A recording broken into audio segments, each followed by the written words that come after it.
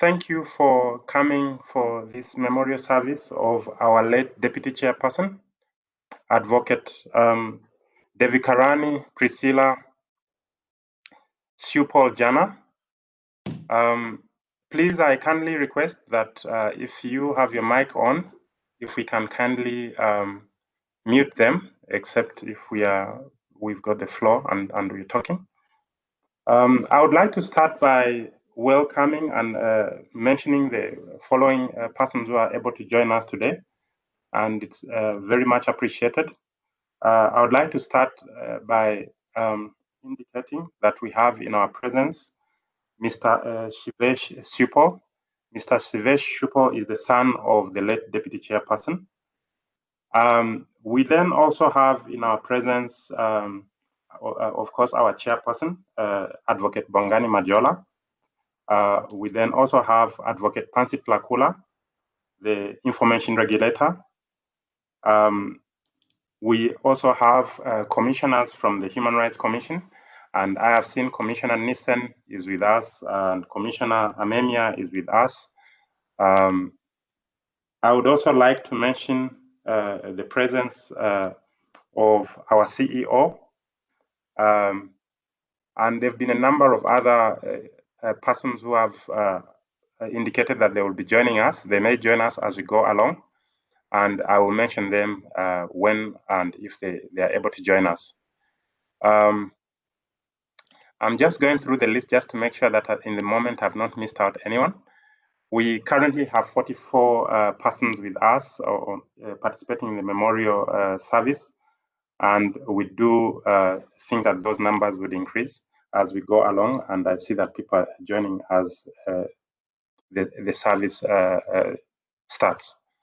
The late Deputy Chairperson was with the Commission and started at the Commission on the 2nd of January 2017, and until she passed away in October, on the 10th of October.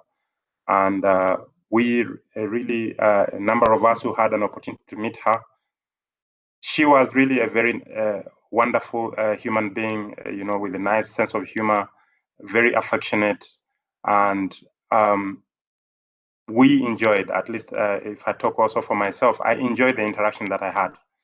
I am the head of research at the Commission, and I have also worked as the head of Commissioners Program, meaning that I provided services to commissioners in their work, and one of those commissioners that I provided services to as the head of Commissioners Program was the late Deputy Chairperson.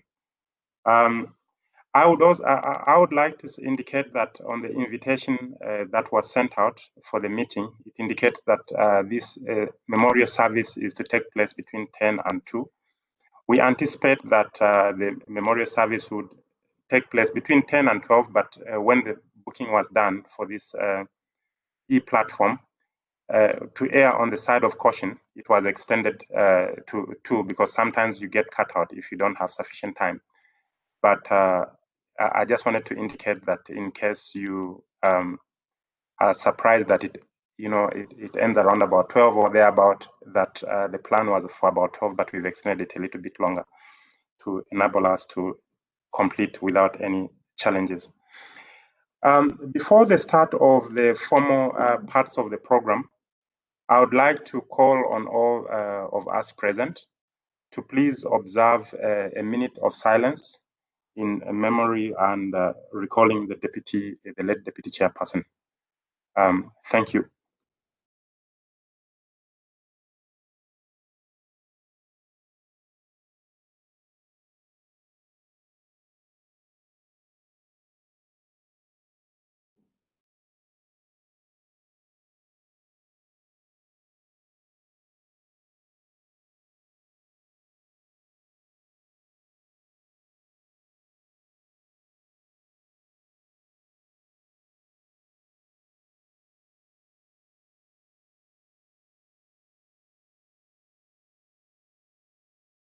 Thank you so much for that. I would like to, sorry about that. I would like to start by calling on one of the first speakers of today, and a number of people. I hope that you have all received the program that was sent out today, and in there it's indicated that we have quite a number of people who will talk about, the deputy chairperson based on their experiences and and her life. And we do have those who worked with her in the commission, commissioners. We do have friends, and also we do have the CEO who will be representing the secretariat, and will say a few words on behalf of the secretariat. But I would like to start by calling on Commissioner Chris Nissen, who also joined the commission at the same time as the late deputy chairperson, to please take the floor. Commissioner Nissen. Thank you, Martin. Good morning, colleagues, chairperson and commissioners, and friends and colleagues, and the family of our late comrade, deputy chairperson, Commissioner Jana. Commissioner Jana, I will do a few reflections on her in terms of the role that she played in the commission, but also to say that Commissioner Jana comes from an era where a person has whose life has expired, and when there's a funeral, the slogan will be, "Don't mourn, mobilize." And she has come through, as was said at the funeral, and also in the tributes over the past few weeks since her death, that she was acknowledged as a selfless heroine who took her own time, her money, her talents, her knowledge, and her skill to defend the guerrillas of Umkhonto we Sizwe. Also representing the founder or president of the Democratic South Africa, Tata Nelson Mandela. And so she, during a very brutal time, especially as a woman, had to encounter in many of these places of detention, courts, and in the public, not being a member of the organization, but defended all these members. And famously, Solomon Mahlangu, which she fondly spoke about all the time, in which book that was published. And so Commissioner Comrade Jana has been a major pillar in defending cadres at a time with a brutal apartheid regime did not even allow the families to visit them. And so she also was a courier between those comrades in prison and the family members outside. So it is indeed, when we reflect about Comrade Jana, we can only say that we dip a spear in the blood of the martyrs and say, mobilize, don't mourn. And so when we come to the commission, we must say, death and a sickness and a death have robbed the commission of a great opportunity for her skills, her contribution. At the last physical, when we're together as the commissioners in our strat plan, there were two things that she said over and over and over again. She says the land question, and without solving the land question, our problem in South Africa will not be solved. She said it many, many times. She even said, I said it before, I'm telling you now again. Secondly, was the plight of black rural women over and over.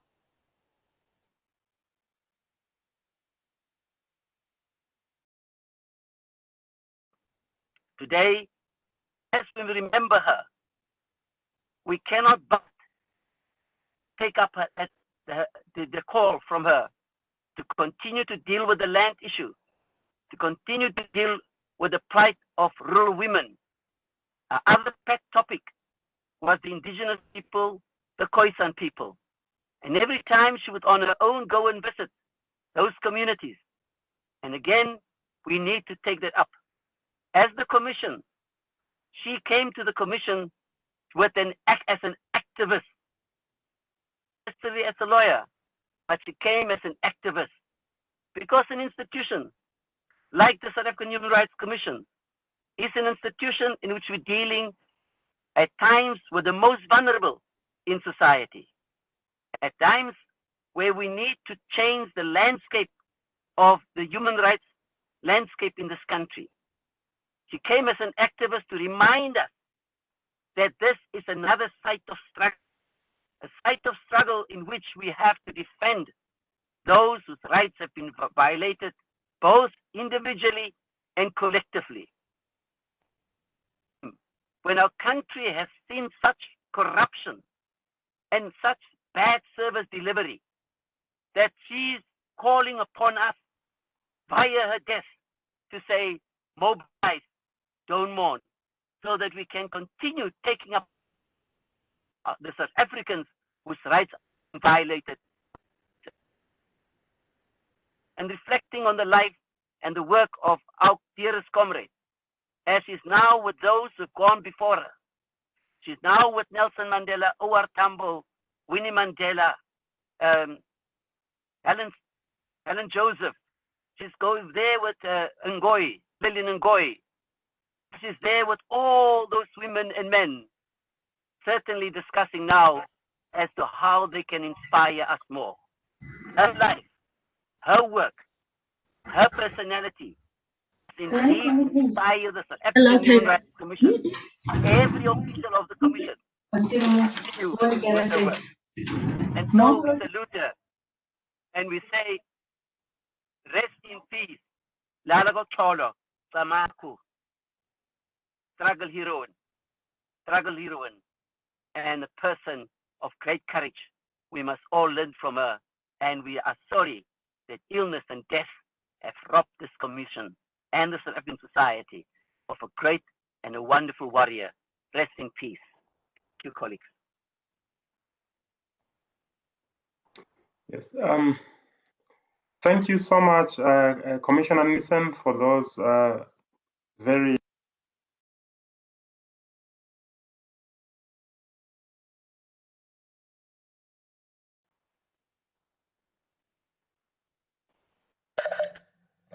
Sorry, Martin. Martin, you muted. Oh, sorry. Yes. Yeah. Thank you once again, Commissioner Nissen, for the words of encouragement and capturing the life of the late Deputy Chairperson and her contribution to human rights and what her wish was to see that a better South Africa is realized. I would like to take this opportunity to mention that we've been joined by Commissioner Andre Gaum. He joined us, and we've also been joined by Advocate Busisiwe Mkhwebane, who is the public protector. Thank you so much for joining us, ma'am. And as I indicated, as and when I see other persons joining us that I should mention, I will do so. I do hope that as they join, I'm able to pick up the names, because people are not always joining under their name, and you'll excuse me in case I've missed mentioning. We were supposed to have a slideshow of the late Deputy Chairperson, and I think it's at this point where it would be ideal to then show that, because I think we have more people with us, and I'll kindly ask my colleague Dirk Swart to kindly display it if he's ready. Thank you, Dirk. Thanks, Martin. Just give me a moment.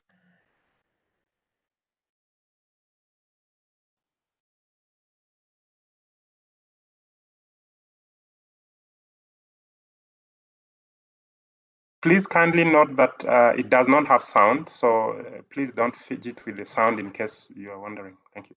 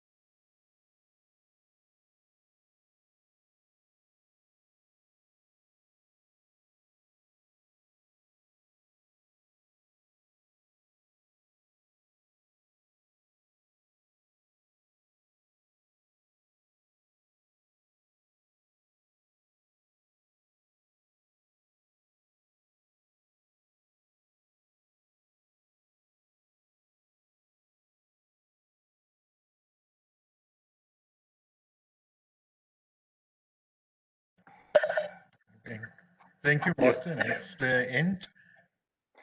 Thank you. Thank you so much, Dirk. And I would like us to please continue.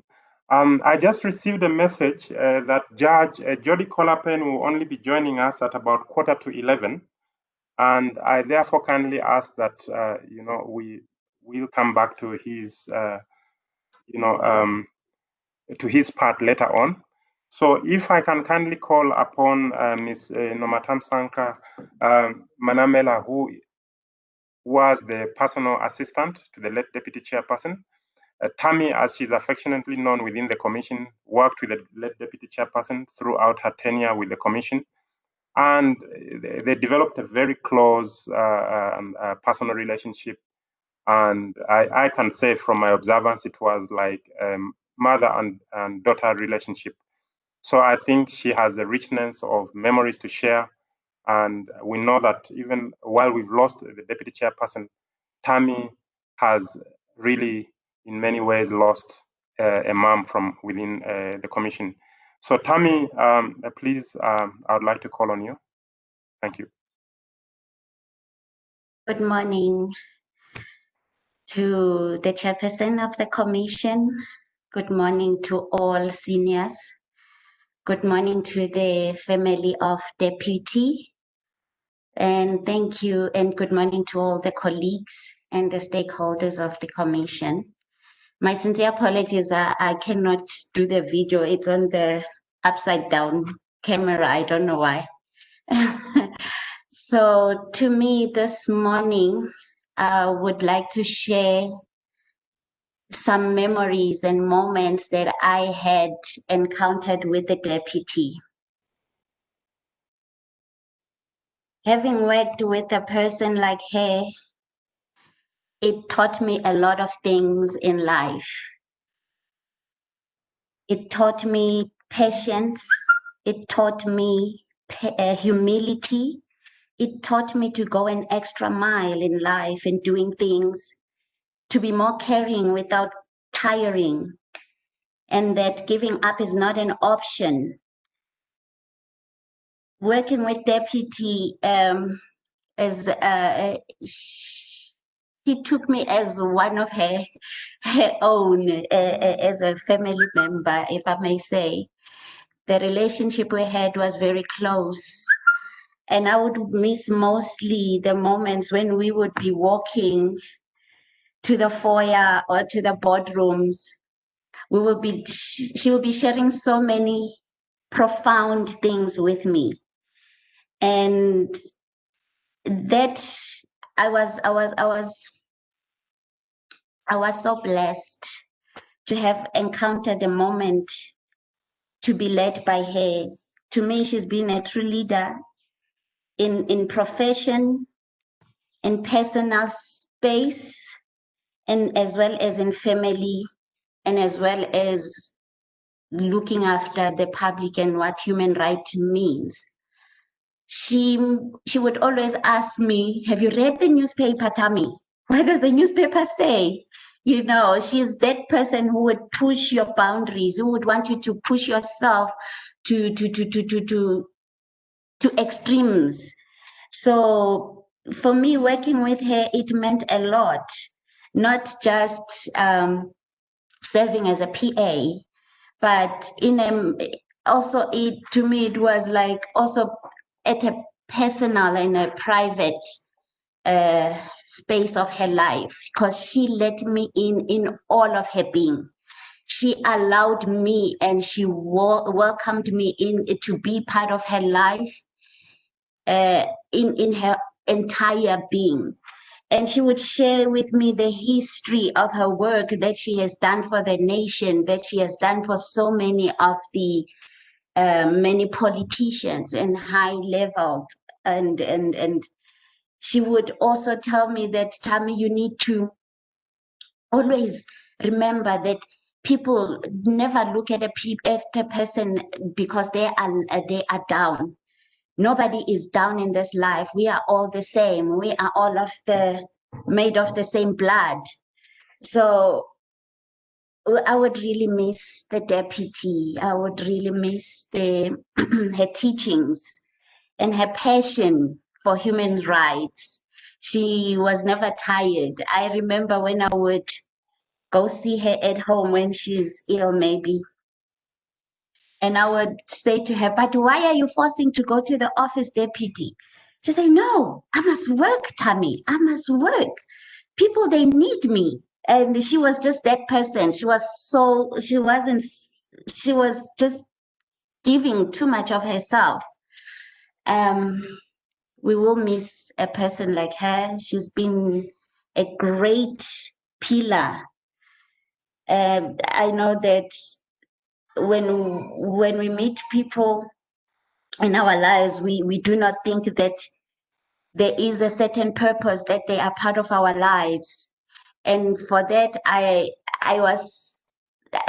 there's a time I was talking to her, she was saying to me, you know, Tammy, I used to work even 3 a.m. But I would say I'm grateful that I met you at this time of your life because now I get to have such moments to discuss with you, unlike when you were so much busy, you know.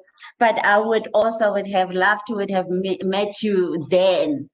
But just to share that with everyone, that Deputy really loved her work. She really loved her family. And it would be only selfish of me to say, you know, in all that I've seen her going through the pain when she was sick and the operations, right now, all that we all opt to do or have to do is to hold the sword on the sharp end and accept the pain of losing such a caliber, of losing such a woman of strength. She has been in Bogota, indeed, in her frail state also, but her heart and her passion for working for human rights, it was at another level. It was very strong. She still believed in fighting for people's rights.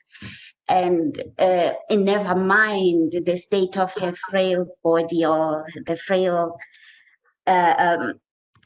of her, but she believed so much in pushing forward and working hard.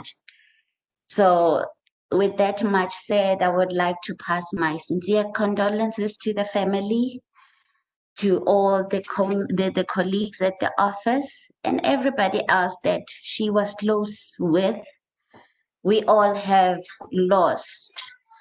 It is painful, but we have to admit and live on the good memories that we have shared with her. I have so many good memories. That is what I'm holding on to.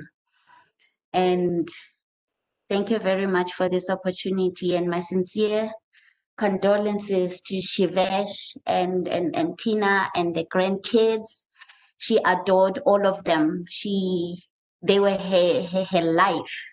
There was not a moment that she wouldn't talk about them or she wouldn't want us to call them. And she would sometimes just wish she could fly to Gaborone so that she could just be with the grandkid, with the granddaughter. And as she was preparing to go visit them, every time she would want to just have a gift. You know, she was just such a giver.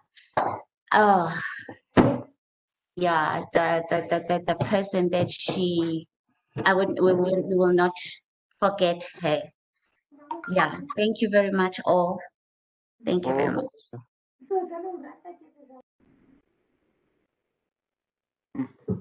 Thank you so much, Tammy. As I indicated, your memories, those of us who worked with you closely with the deputy chair, I think we saw that the relationship was a very close one. And I would just like to take this opportunity to also mention the presence of Ms. Katarina Rose, who works in the office of the president of the Global Alliance of National Human Rights Institutions. and I think she's joining us from Geneva for this. So thank you so much for taking time to be with us. Yes, I think that the deputy chairperson, of course, touched many lives, and one person that she always mentioned, because her relationship with that person went even before she came to the commission, and so quite often when she mentioned our CEO, Advocate Sidiso Tipanyane, she wouldn't only mention him as the CEO of the commission, but as someone who she had worked with, and I believe that that work happened in Parliament. So she had she was very fond of the CEO and respected him as the head of the institution. And I would therefore like to call on the CEO, who is next on the program. CEO, Advocate Sidiso Tipanyane, the floor is yours. Thank you. Thank you, Program Director, Dr. Martin Sibero, and greetings to the Chairperson of the Commission, and my fellow commissioners, and my colleagues, as well as to the family of Priscilla, Jana, and our colleagues and friends in the human rights struggle, and fellow members of the Chapter 9 families, and our former commissioners, Commissioner Penzi Tlagola, and in his absence, Jody Colapan. Yeah, it is really with mixed feelings that I have now to speak on behalf of the Secretariat about this great defender of human rights. As Martin has pointed out, I met Priscilla, Jana in the 90s. I was still below 33 before I joined the Human Rights Commission. We're working together in the children's rights movement. And I remember sometimes she would come with her daughter to those meetings. And I'm okay. now to see her after so many years as an old person is quite a remarkable journey for me. And of course, it was a pleasure then to read. Okay, sure. Yeah, you too. To rejoin her in the commission in June 2017 when I came back to the commission, and to continue that relationship of ours, which began many years ago. As Commissioner Nissen had pointed out, death has indeed robbed the Human Rights Commission and the country as a whole of the contribution of this great defender of human rights.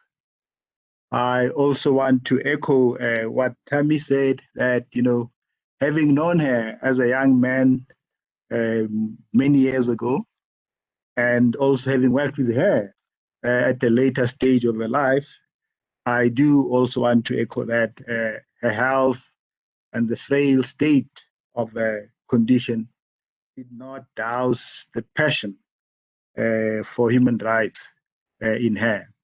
Right up to the end, she was still talking about human rights, talking about the issues which Commissioner Nissen had pointed out, you know, the struggle for land, the struggle for women empowerment, especially Black rural women, that they must also have rights to land like anybody else. And that's a challenge which we still have to address in this country. And I think my last engagement with her was actually on Freedom Park, where we're addressing the issues of the national question, the colored question, the issue around race classification. And it's very interesting at this point in time that, you know, the commission must still have to address that issue as to whether, you know, the race classification we have today in this country, is it really in line with the vision of a non-racial society which she struggled for and we are still struggling for. And I guess we'll address that at the right time. But definitely this is a contribution towards the struggle for equality in our country. And that struggle has to continue. And so I really want to echo and support the views I've heard somewhere that indeed she did run her race well as a human rights defender, as a champion of human rights. And definitely she will be held in high regard as one of the people who has made a massive contribution to the struggle for human rights in our country without much reward and without much recognition. But I'm sure she'll be rewarded in kind elsewhere. And I just want to end, with a small quote, just to highlight what informed her struggle for equality, and that struggle which still has to continue. So Joseph Stiglitz, in his latest book on people, power, and profits, said the following about equality: achieving greater equality is not just a matter of morals or good economics. It is a matter of the survival of our democracy. Close quote. Now, we all know the history of our country, and we all know the challenges which we still continue to have around the issues of equality, that if we don't address these issues, indeed, the survival and the strength of our constitutional democracy will be severely threatened and challenged. And I think, therefore, we owe it to Priscilla, Jana, and all those who have passed, who contributed in the struggle of human rights, that the struggle for equality in our country has to continue. And therefore, in her memory, I think we in the Human Rights Commission, as well as in other Chapter 9 institutions, have to commit ourselves, dedicate ourselves to this struggle, because the struggle is vital. If we don't succeed, our democracy will be in trouble. Our country will be in trouble. And the sacrifices made by people like her and many other people, who have passed, will definitely be in vain. And therefore, I hope that with those words, we will remember her.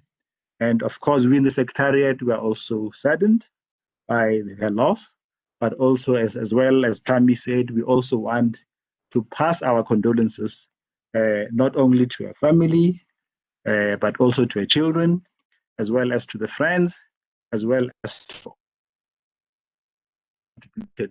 in the struggle for human rights.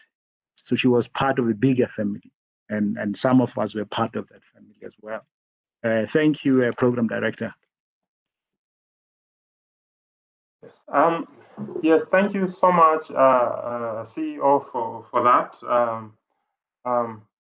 And I would just like to read out a message which you would have all received, but just drawing your attention to it. The Public Protector has posted a message on the chat, and it says, Public Protector South Africa and forums of institutions supporting democracy pass our sincere condolences to the family and SHRC on the passing of Advocate Jana. And she has a meeting which should have started at 10, but she didn't want to miss the opportunity to be with us to celebrate the legacy of Mbokodo Jana. So I think that the Public Protector may be leaving. That's how I may be reading the message. But if she's able to stay, obviously we would welcome that. But if she has to, I do hope you understand. And maybe I can also take this opportunity to also read out a message posted by Patrick Solomons, and to everyone again, and I'm reading it for the benefit of those who may not be able to read their messages. And the message says, Molo Songololo board staff and members express our most... Sorry, I think someone has got their mic on, please. Oh, sorry. Yes, thank you for that. So it says, Molo Songololo board staff and members express our most sincere condolences to the family, friends, and colleagues of the late Deputy Chairperson, Advocate Priscilla Jana of the South African Human Rights Commission. It is a great loss for South Africa and for the fight for human rights and dignity in South Africa. We are mindful of the wonderful work and activism of Advocate Priscilla Jana against apartheid, her contribution to the political and legal transformation on South Africa, and establishing and developing the new democratic South Africa. As a member of Parliament and with the South African Human Rights Commission, we join you in celebrating her legacy. Thank you so much for that message. I see that we have now been joined by Judge Jody Colapen, and Judge Jody Colapen, I hope, is ready to speak. Judge Jody Colapen is a former chairperson of the South African Human Rights Commission, and she has worked in the past with the late deputy chairperson. Judge Colapen, thank you so much for joining us, and I give the floor to you. Good. Thank you very much. And once again, my apologies for joining the meeting so late and having to leave earlier. I'm in the middle of urgent court in the North Gauteng High Court, and the urgent court week is an extremely busy week. So I was just able to finish a hearing now and get out of my court clothes and put these clothes on. So my apologies, and no disrespect intended to either the memory of my dear friend, Mrs. Jana, or the colleagues from the Human Rights Commission and the other guests. And I'd like to acknowledge and welcome everybody. I understand from Shafi Amibia that we have a colleague who joins us from Geneva as well, Katrina Rose, and from the Secretariat of National Human Rights Institutions. So welcome to all of you. I got to know Priscilla Jana in 1981 when I was a newly admitted attorney. I had a practice in Pretoria, and by then she was already a renowned lawyer in Johannesburg, and our firm did the work that was required by her firm in Pretoria. And it was a very difficult time in our country's history. There was the total onslaught that was unleashed by the apartheid government, aided and abetted on the one hand by a host of repressive laws that was really based on the idea that people of color had no dignity, had no human rights, and that the state would do whatever it was necessary to decimate, as it were, their right to self-determination. But coupled with that, it was a system that was aided and abetted by many institutions and many individuals who were willing to do what was necessary to enforce and maintain apartheid. So those were the two most powerful weapons in the arsenal of the apartheid state. But it came as no surprise that both those weapons did not serve to intimidate Priscilla Jana at all. She was formidable. She stood up to the might of the apartheid state. And she served her clients in the most exemplary way. While it was important for her that her clients' legal causes were given voice and they were able to exhaust all the remedies available in law, even though at the end of the day, many of those would not achieve success because one was up against a system that was designed to function in a particular way. But she used that system against itself, as it were. And I recall being associated with her in one of the earlier cases where 4 doctors, and I think Dr. Joe Variava was one of them, were applicants in an application against the South African Medical and Dental Council. And the application was to review and set aside and challenge the failure by the Medical and Dental Council to take appropriate action to discipline the doctors who had failed to treat the late Steve Biko properly. It was a case that was against all odds, but she persevered and she brought in the best legal counsel that was available at the time, Sidney Kentridge, the late Ishmael Mohammed, Advocate de Villiers from Cape Town. There were formidable legal teams, and ultimately we prevailed, and judgment was granted in favor of Dr. Variava and the other 3 doctors, and it's reported as Variava against the Medical and Dental Council.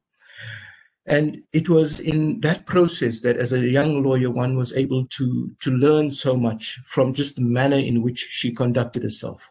And what was important, I think, for Priscilla was just not the legal battles that had to be fought and won, but it was recognizing that ultimately her clients were human beings, were people who were possessed with an inherent dignity, and she would insist and demand that the state and all its functionaries recognize that, and she would be willing to go to war in that cause if it was necessary. And so she was much more than simply a lawyer, and one learned from her then that while legal victories were important, how one treated one's own clients and how one was able to connect to the humanity that was in them was just as important. Whether you won or lost a legal victory didn't matter, but the human connection was absolutely important, and something that she would She would never compromise. And when you read the account of her last moments with Solomon Mashlangu and how she spent the night before his execution with the elders and the traditional leaders of the Mashlangu family in Mamelodi, then you would understand that she went beyond the call of duty, that she wasn't simply a lawyer, that she had come to mean so much to, well, I call them her clients, and that she in turn would ensure. And I remember just anecdotally, Chairperson, sometimes she would call me at 3 o'clock in the afternoon, and I would be in Pretoria. That was the days before cell phones. And she would say, Jody, you know, it's Moss's birthday today. Can you please make sure that you can take something? And at 3:30, I would then jump into my old Ford Escort, go to a bakery, get some cake and get some cold drinks, and then go and try and negotiate with the prison authorities. But that was important to her. It was important that the humanity that was inherent in all her clients was recognized and respected. So Priscilla has served South Africa so remarkably well. And I was fortunate to be able to remain in touch with her when she was in Parliament, when she served in The Hague, and when she was our ambassador in Ireland. And in all of that time, her passion and her love for her country did not diminish at all. I know when she would be invited to do a public speech, she would often phone me and say, Jody, I need to speak on this human rights issue. Do you have any thoughts? Because she was adamant that she would give of her best in representing her country. And she loved her country, and she lived, and really she died for her country. But she was a feisty person. And if she was on your side, then she was totally and utterly on your side.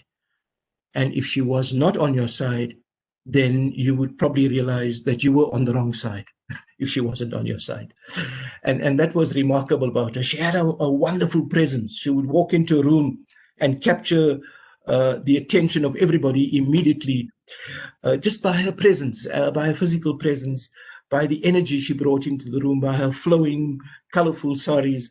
And so she was, I've learned so much from her. I've learned so much about the law, about the opportunities, about the limitations. I've learned so much about what it means to be a caring and compassionate person. I've learned so much about what it means to be a patriot, to do something for one's country, regardless of what it means for you and whether there's a reward at the end of the day. I don't think Priscilla died a wealthy woman. I don't know what her estate is like. But I know in all of that time, the issue of money and the issue of reward hardly mattered in the bigger scheme of things. She did what she had to do because it was the right thing to do. It was the ethical thing to do. And in all good conscience, she could do no less than what she did. And so, having worked at the Human Rights Commission when Priscilla was appointed, for me, it was simply a natural fit, because in 1981, when human rights and the concept of human rights wasn't fashionable, she lived human rights, not articulated it in her words, but she lived it in her interaction with her clients. She lived it in her commitment to fight for freedom and to fight for liberty. So she was a human rights champion long before it became fashionable. And so I want to end, Chair, by saying, for me, it was a wonderful privilege to have got to know her. It was a wonderful privilege to have been able to work by her side for many years and to be given the opportunities to learn with her and with other legal greats in our country. But more important than all of that, what I learned from her was her compassion, her humility, and just a sense of a deep understanding of what it means to be human. And I think the Human Rights Commission was certainly privileged to have her as its deputy chair. And we all must celebrate a wonderful life that she lived and a wonderful contribution that she made to our society. And that contribution will continue to endure for many, many years to come. Thank you very much.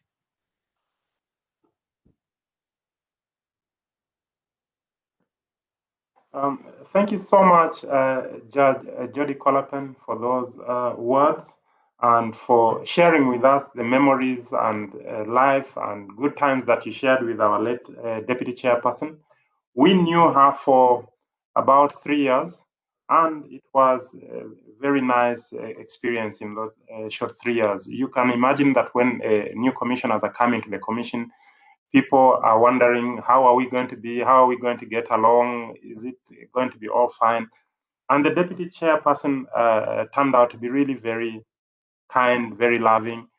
And I remember on one instance, I think it was last December, she brought some Christmas gifts for some staff members, and I was privileged to be one of those. And she brought a box of biscuits and one of those metal round boxes. And the wrapping wasn't the best wrapping that I've ever seen, I must say. But she quickly told me, Martin, please don't look at the wrapping. Pay attention to what's inside. And I think that is what one can say about her, that she really cared so much about what was in a person.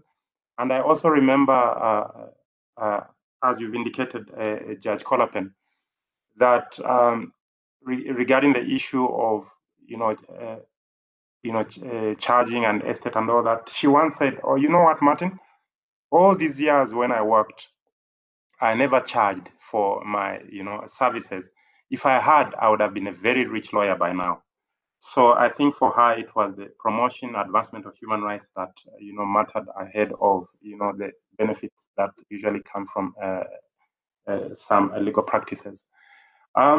Next on the program is Professor Joe Veriava, and I've been trying to see on the persons present whether he is around. I'm not sure whether he is on, but under a different login name. And so I'd just like to find out if Professor Joe Veriava is on. And I think he had indicated that he would also be attending to something before joining us. So please, if Professor Joe Veriava, you are on, you can take the floor. I'll just give you a moment and then we see. If not, then I'll just request to move on and we come back to him if he joins us. Thank you. Professor Veriava, are you on?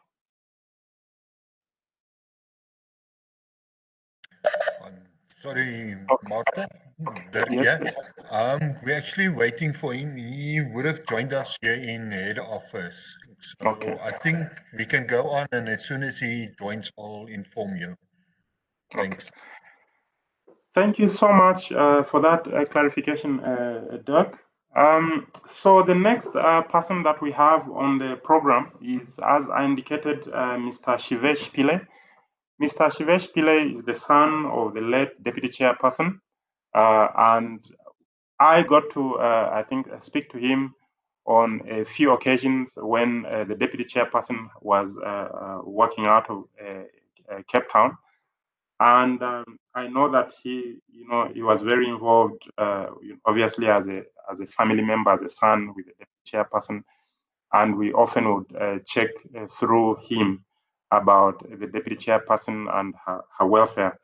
And of course, Shivesh also has a sister, Tina, who unfortunately is not able to join us. She works out of Botswana at the South African High Commission. And I understand she just traveled back to Botswana, and connectivity may not be the most ideal for her to join us.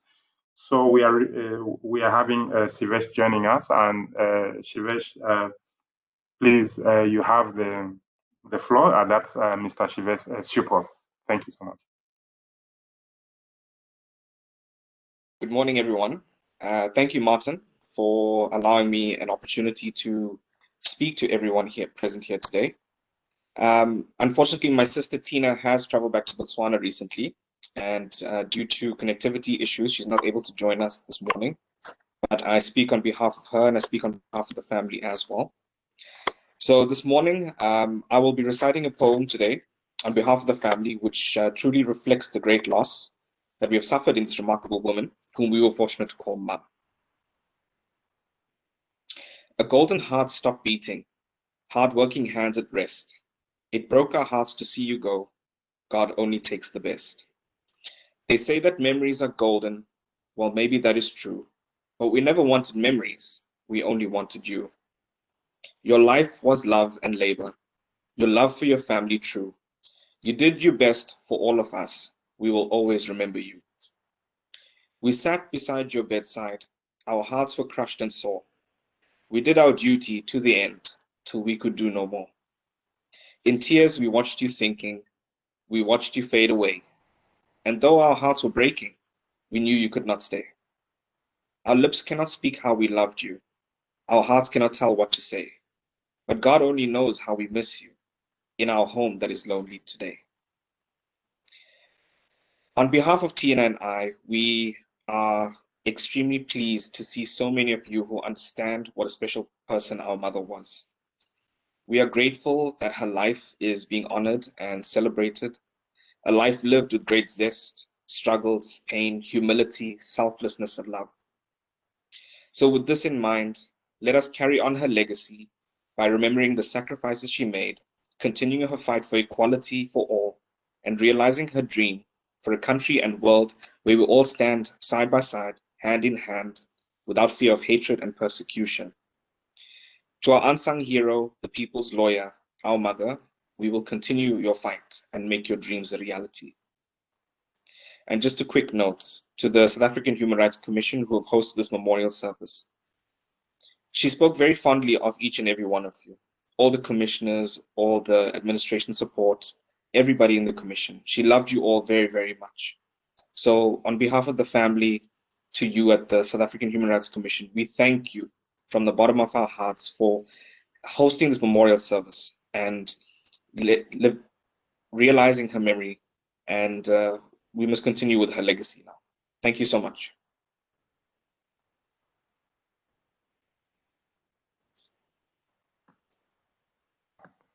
Thank you so much, Shivesh, for that wonderful poem and for taking time to again join us. I know that there have been quite a number of memorials that you and Tina have attended, including one beautiful one that we attended that was organized by the African National Congress, at which you both spoke, and it was beautiful to be there. It's a pity that these days, due to COVID, we only can do this, on e-platforms. So it doesn't even allow time for those who want to sing or, do things that you can only do in person, that we can't do them. But, times will change hopefully soon. And, there will be an opportunity to remember people like the late Deputy Chairperson appropriately. We would like to really thank you so much, and thank you once again for that beautiful poem. Please convey our most warm appreciations to Tina also when you do. We then wait for Professor Joe Veriava, and he's not here, but maybe I would just like to share a light moment or two with the late Deputy Chairperson. The late Deputy Chairperson had a very good sense of humor. And even when you look at the slideshow, which we just saw now, and maybe Doug can always play it again for the benefit of those persons who have joined in just now, she always had a smile. There was always a smile on her face. That was really her trademark, I can say. And then in my interaction with her, and maybe I think with other people, she always liked to whisper, and she would put her hand over the mouth in a whispering way and tell you, Martin, come here. And then I would go, and maybe we're in a meeting, and I've assisted Commissioner Malachi with his tea, or served him and assisted him.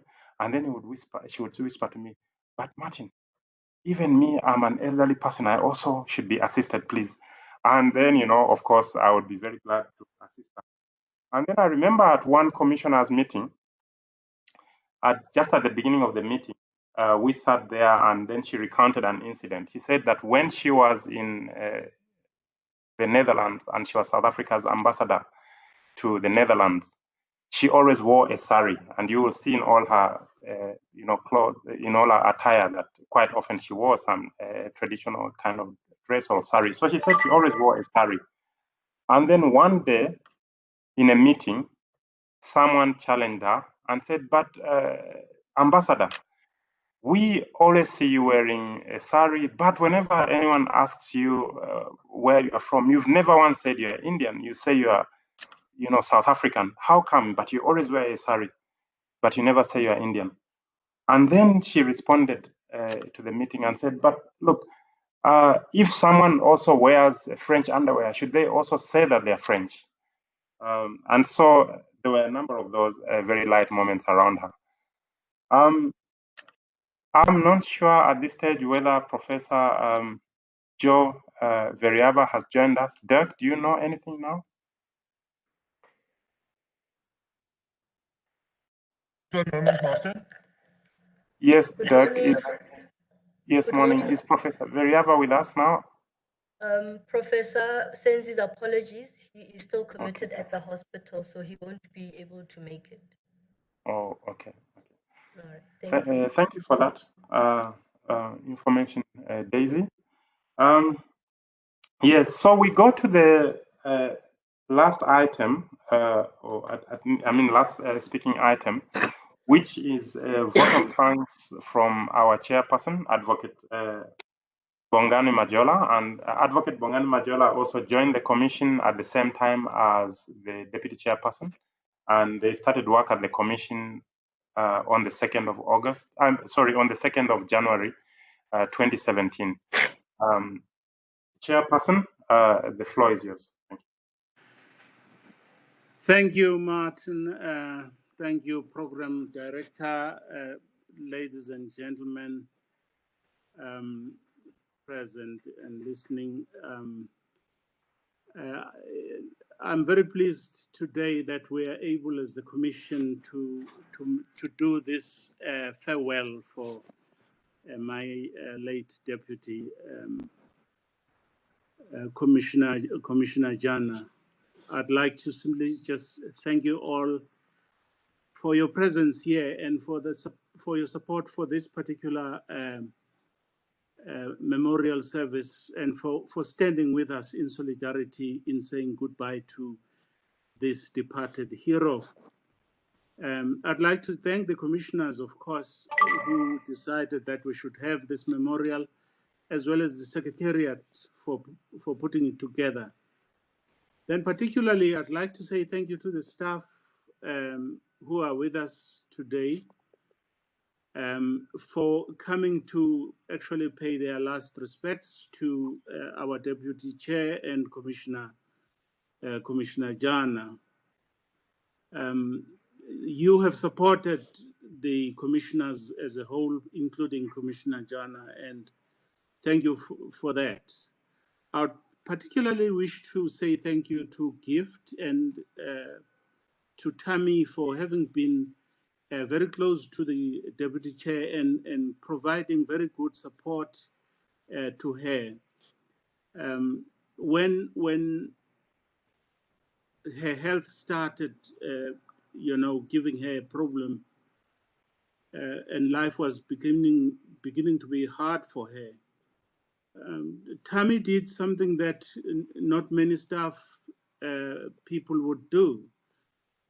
She would actually make it a point to go to her house to check how she was and to assist her in whatever way possible. Sometimes she would even go there 2 times a day using her own car and her own petrol, and I never heard that she claimed for those.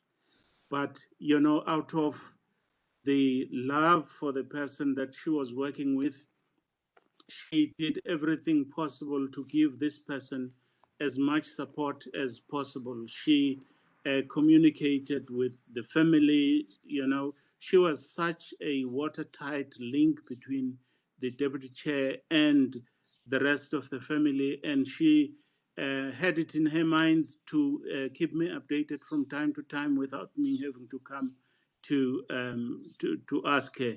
And she dealt with every information with the greatest of integrity and professionalism. I would like to say thank you to her. I'd like also to thank people who are attending from outside. It's going to be difficult to name everybody, but I'd like just to say to the information regulator, Advocate Tlakula, to the public protector, Advocate Mkwebane, I'd of course like to say thank you very much to Katarina Rose, who is a member of the global network of national human rights institutions in Geneva, for taking off her time and being with us. It means a lot to us that Gandri is supporting us, even in these times of difficulty. Of course, much appreciation goes to Judge Kolapen for actually drawing that picture in our minds of how the deputy chair operated when she was still in her full strength. You know, very, very telling information that we got from him. Thank you very much, and it's appreciated that he had to leave court in order to come and be with us. I would like also to say thank you to Professor Joe Veriava. He was a very close friend to the deputy chair, and when she started getting quite sick, he was one of the people that we were able to discuss with him, ask our questions, tell him our concerns and so on, and he was very kind and guiding as much as it was possible. So thank you very much to him. I'd like also to say thank you to those who have sent messages. The Portfolio Committee on Justice and Correctional Services actually has written a letter to us in which they applaud the work that was done by the late Commissioner Jana. They give praise to the achievements that she did in human rights in defending those that were defenseless against the brutal system of apartheid. We would like to say thank you to them. The letter is a little bit long, so I'm a little hesitant to read it, since my job is actually just to give a vote of thanks. But thank you very much. Thank you to Molo Songololo for a wonderful message that you have posted on the chat box. Thank you very much. We are grateful also to the Forum for Institutions Supporting Democracy for sending its chairperson to be with us today and to give us a message of support. Last but not least, on messages of support, may I say that two of our commissioners are not well also, Commissioner Mahalaji and Commissioner Makwetla. They have called me this morning and they have asked me to also give a message of condolences to the family, but also to give their own well wishes to Commissioner Jana to rest in peace and to express their gratitude for having had the opportunity to work with her and learn a lot from her. Finally, I'd like to say thank you to Commissioner Jana's children. Shivesh is here. Thank you for being present with us. Of course, this would not have been successful if you were not there. I mean, your presence means a lot to us. But also thanks to your sister, Tina, and her husband for working with us, even during very difficult times, for being open, for being, for allowing us to come to you at any time with any suggestion that we can, and for coming back to us and not being angry with us, you know, working together with us. I found it extremely, extremely helpful that you did so. But also thank you just for looking after your own mother and for caring for her and for sharing her with so many other people without jealousy, without showing any jealousy. We really are appreciative of that. Finally, I'd like just to say a personal thank you to the Deputy Chairperson herself. I was the chair, or I still remain the chairperson, but she was my deputy, and she had a very, very, very illustrious CV. She was older than me, and so on. One person would have come in and said, listen, I know, what can you tell me? But I found her extremely empowering to me.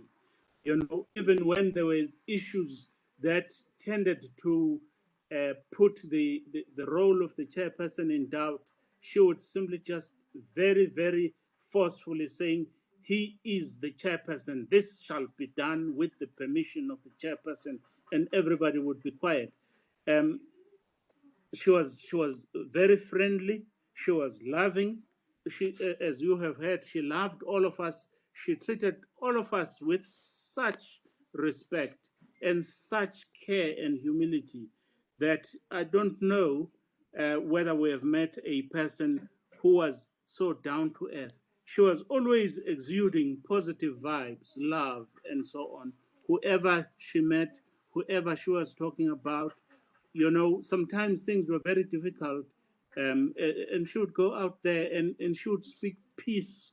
So I think that we learned a lot from her. I think that we were strengthened by her presence among us and by what she did. It's a pity, of course, that she left us so early. But God being God, He has decided that she should go back. And so we wish her soul to rest in peace. But we also pray that her legacy should live on. Thank you very much. Yes.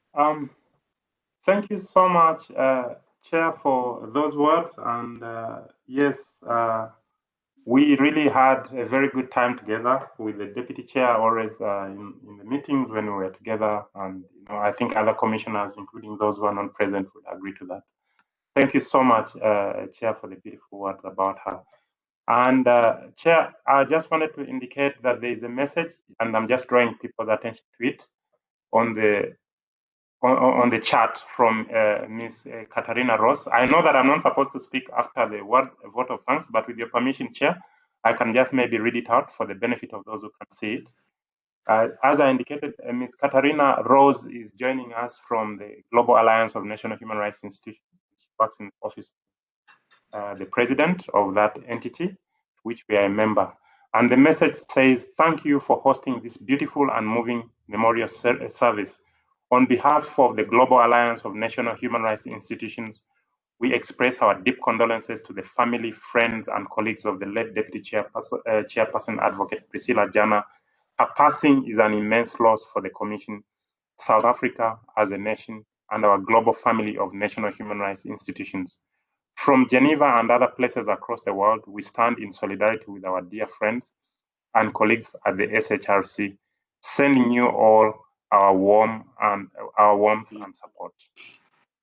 Thank you so much. And then lastly, the other messages, Chair, please, with your not meaning to draw this out, 2 more messages to read out from Commissioner Sibanyoni to everyone. And these messages came in while the Chair was speaking. Commissioner Ambassador Priscilla Jana donated to me her book about her autobiography with the inscription, and he quotes, to Commissioner Sibanyoni, may this book inspire you, influence you, and invigorate you further for your commitment to human rights. And he says she signed. And then lastly, from Kugan Pillay to everyone, it says, condolences to the Jana family and the SHRC family and friends. Besides being a revolutionary human rights icon in the league of Mandela, Tambo, Sisulu, Bezos, etc., Priscilla was also a dear friend. May her soul rest in peace. We'll share some pictures and fond memories in due course. Warm regards, Kugan Pillay. So thank you for those messages also. Yes. Yes. Now that we have read the messages, I think Yes, may we also just then read the message from the Portfolio Committee. Yes, Chair. I have it here with me. Thank you, Chair. Please. Yes. Yeah, it reads, the Portfolio Committee on Justice and Correctional Services wishes to convey a message of support to the South African Human Rights Commission on the passing of Deputy Chairperson Priscilla Jana. Ms. Jana served the country's human rights sector diligently from an early age. Her involvement as a human rights lawyer and also a former member of parliament shows her service to our people. Our community has sadly lost a most unrelenting, persistent, and fearless anti-apartheid struggle activist and human rights lawyer. She lives behind our memories of her as a champion of human rights, selflessly putting the needs of the vulnerable and disempowered first. We appreciate her work as a lawyer, representing, as she did, many significant political prisoners of our time, such as Nelson Mandela, Winnie Mandela, the ANC soldier, Solomon Mahlangu, and many others. Who can forget the larger-than-life Priscilla Jana, dressed in her colorful sari, taking an oath of office in South Africa's first democratic parliament in May 1994? Both as an anti-apartheid activist and as a lawyer, Priscilla maintained equanimity between the Congress-aligned organizations such as the Transvaal Indian Congress and the Azanian People's Organization linked to the Black Consciousness Movement. Priscilla Jana played a significant role as an anti-apartheid figure. She was a member of the South African Students' Organization, the Black People's Convention, and the Federation of Transvaal Women. Priscilla led an honorable, dignified, and courageous life. We share comfort in knowing Priscilla Jana is no longer suffering. We send thoughts of sympathy and support to you as you begin your journey without her. Sincerely, B. Magwanyishe, Chairperson. Thank you. Yes. Thank you so much, Chair, for the letter you read out. So we are now on to our last item, I think. And that last item is that there will be playing of the national anthem, and of course that requires us to stand wherever it is. If you have your videos on, this is where it's recommended to switch off your video, because I think it's not always a safe thing, you know. Thank you so much, and yes, I'll kindly ask Dirk. He's the one who is playing the national anthem. I think it's recorded. If it can be, please put on. But I recommend those who have their videos on to consider switching off their videos until it's done. And I call on everyone to please stand up for the national anthem. Thank you. Chair, you have your video on, and Daisy, you have your video on. And thank you.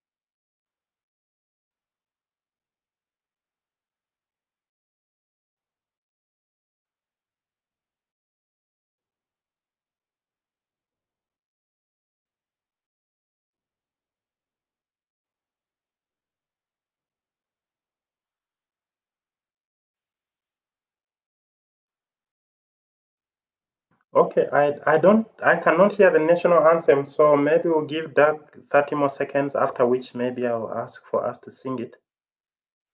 Dirk? Multimedia. Other people can hear it. I I don't want you know. to share your desktop. Yours.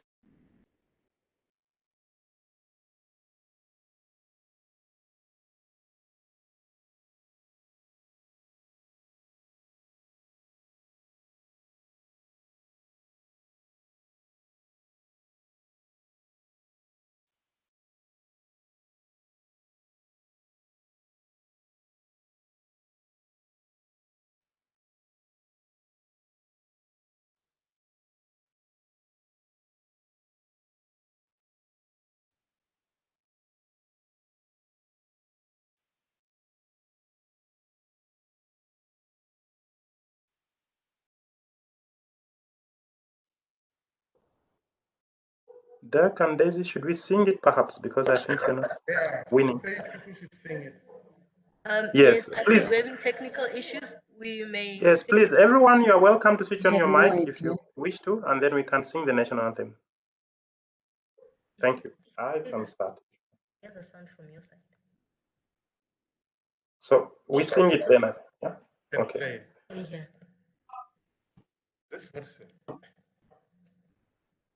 Dirk and Daisy, can we sing the national anthem, or what are you winning?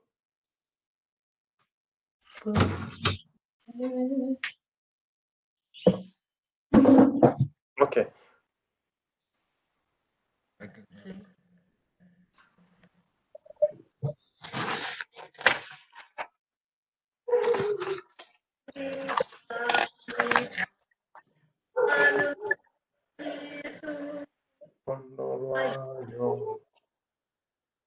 Izwa Tandazo yetu kusi sikelele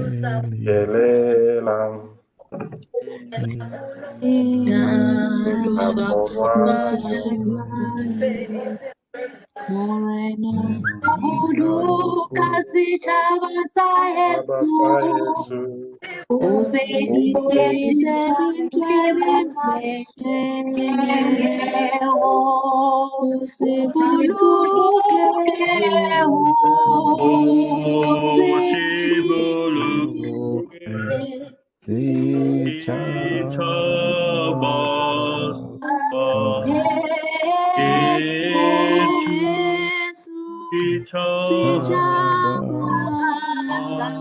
South Africa,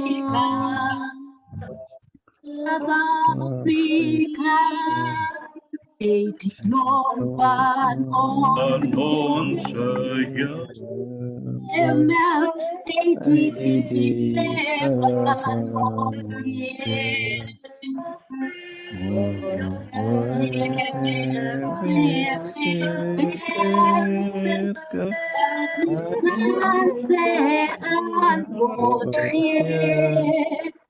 Sound the call to free the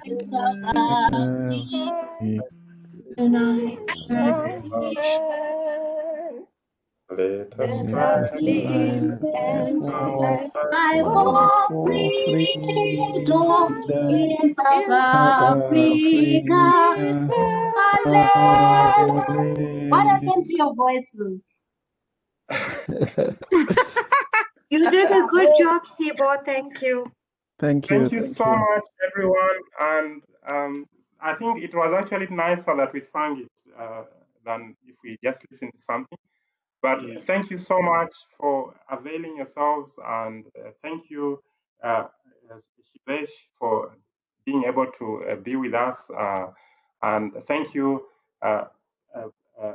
Information Regulator, Public Protector, the representative from Ganri, Katarina Rose, the chairperson of the commission, commissioners who have been present with us, the CEO of the commission, Judge Jody Colapen, who is the former chairperson of the commission, and other people who have joined us, Kogan Pillay, and all those who posted messages, and all our colleagues, senior management who are joining us from provinces, and our colleagues in the provincial offices. I think at our highest we had about 60, more than 65 people, if I recall correctly. Thank you so much, and once again, your attendance is much appreciated. Thank you. Bye. Thank you very much, Martin. Thank you, Chairperson, CEO, and everybody. Bye-bye. Thank you. Thank you very much. Bye.